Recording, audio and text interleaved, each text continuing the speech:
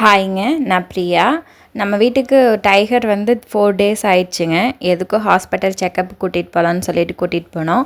ஏன்னா அது ரொம்ப கெஸ் வாங்குது, சோர்ந்து அப்பப்போ படுத்துக்குது. அதனால எதுக்காக செக்கப் பண்ணிக்கலான்னு சொல்லிட்டு வண்டியிலே கூட்டிகிட்டு போயிட்டாங்க. அதனால துணி பிடிச்சி உட்காந்தோன்னே ஜாலியாக வேடிக்கை பார்த்துட்டு வருது. பார்க்க அழகாக இருக்குதுங்க. வேறு யாராவது இந்த மாதிரி கொண்டுட்டு போனால் ஜோஷினி லக்ஷிதாவும் நம்மளும் இப்படி கொண்டுட்டு போகணும் அப்படின்னு சொல்லுவாங்க. இன்றைக்கி அவங்களோட ஆசை நிறைவேறிடுச்சு. ஹாஸ்பிட்டலுக்குள்ளே போனோன்னேமேங்க ஆல்ரெடி அங்கே 2 போபோவும் இருந்தது.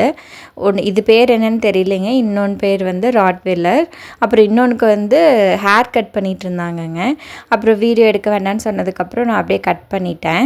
இதுதாங்க ஃபஸ்ட் டைம் நான் வெட்டினரி ஹாஸ்பிட்டலுக்கு போகிறது. நான் இந்த மாதிரி நாயெல்லாம் தூக்கிட்டு ஹாஸ்பிட்டலுக்கு போவேன்னு நினச்சும் கூட பார்க்கலிங்க. ஜோஷினி வந்து அதை அழகாக வச்சுட்டு உட்காந்துட்ருக்கா. அவங்களுக்குலாம் ரொம்ப ஹாப்பி.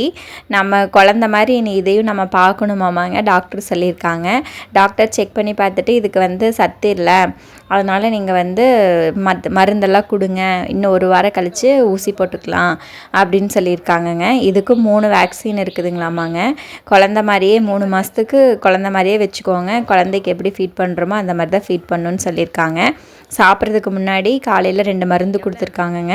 அதே மாதிரி நைட்டும் சாப்பிட்றதுக்கு முன்னாடி 2 மருந்து கொடுக்க சொல்லியிருக்காங்க.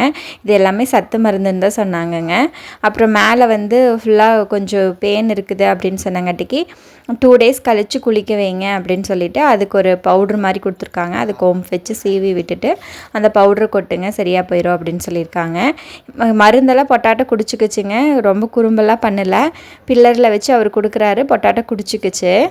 நாங்களும் கூட குறும்பு ஏதாவது பண்ணுமோன்னு நினச்சோம். ஆனால் டேஸ்ட் அதுக்கு ரொம்ப பிடிச்சிருச்சாட்டிருக்குதுங்க. அந்த மருந்து டப்பாவை வச்சு விளையாடிட்டு இருக்கு. அப்புறம் அப்பப்போ வாயில் பெல்ட்டை போட்டு மாட்டிக்குதுங்க. லூஸாக இருக்கிறதுனாலே என்னன்னு தெரியல. இது வெயிட்டே 1 கிலோ தாங்க இருக்குது. நல்லா புசு புசுன்னு இருக்குது. ஆனால் பார்க்குறதுக்கு குண்டாக இருக்கிற மாதிரி தெரியுது. ஆனால் 1 கிலோ தான் வெயிட்டு. அப்புறம் இந்த பெல்ட்டில் வந்து மணி ஒன்று கட்டிகிட்டு இருந்தோம். இப்படி கடிக்கிறதுனால அது அந்தந்து போகுது. அதனால் இதை ஃபஸ்ட்டு நம்ம மருந்து ஊற்றி முடிச்சுட்டு அதுக்கப்புறம் இந்த மணியை கட்டிக்கலாம் அப்படின்னு சொல்லிட்டு செகண்ட் மருந்து கொடுத்துட்டோம். செகண்ட் மருந்தையும் பொட்டாட்டோ குடிச்சிக்கிச்சு. அந்த மணி எதுக்காக டாக்டரே கட்ட சொல்கிறாங்க, நாங்கள் அது வந்து ரொம்ப குட்டியாக இருக்குது, எங்கேயாவது படுத்துட்ருக்கோம், நீங்கள் நடந்துகிட்ருப்பீங்க, முதிச்சுடுவீங்க, அந்த மணி இருந்ததுன்னா பின்னாடி நிற்குது அப்படின்னு நம்ம தெரிஞ்சுக்கலாம், அந்த பெல் சவுண்டு கேட்டுகிட்டே இருக்கும், அதனால் நீங்கள் அதை கட்டி விடுங்கன்னு சொன்னாங்க. அதனால் நாங்களும் அதை கட்டி விட்டுட்டோங்க. டாக்டரே கேட்டாங்க, இதை நீங்கள் ஃபஸ்ட்டு பெட்டா அப்படின்னு கேட்டாங்க. ஆமாங்க, குழந்தைங்க ஆசைப்படுறதுனால நாங்கள் வாங்கியிருக்கோம் அப்படின்னு சொன்னோம். சரிங்க, இந்த வீடியோ உங்களுக்கு பிடிச்சிருக்குன்னு நினைக்கிறேங்க. நெக்ஸ்ட் வீடியோவில் பார்க்கலாங்க.